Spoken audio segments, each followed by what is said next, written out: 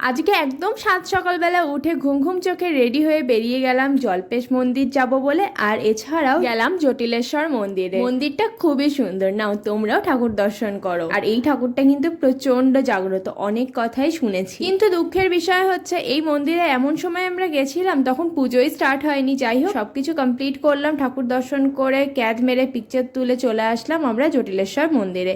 জটিলেশ্বর মন্দিরের পরিবেশটা আমার এত ভালো লাগে। পুজোর সব জিনিসপত্র কিনে নিয়ে চলে গেলাম মন্দিরে। এবার পুজোটা সেরে নিলাম। আর ঠাকুর মশাই তো প্রথমে এসেছিল না, তারপরে কল করে ওনাকে ডাকা হলো। ব্যাস পুজো দিয়ে নন্দীর কানে আমার কিছু সিক্রেট কথা বললাম। আর তারপরে এখানে যে কটা মন্দির আছে, মানে নাট মন্দির কিছু রয়েছে, সব জায়গাতেই মোমবাতি ধূপকাঠি দেখালাম। এরপরেই চলে গেলাম একটা বটগাছের নিচে, যেই জায়গায় নাকি যা চাওয়া যায় সবই পূরণ হয়, যদি মন থেকে চাওয়া যায় তবেই।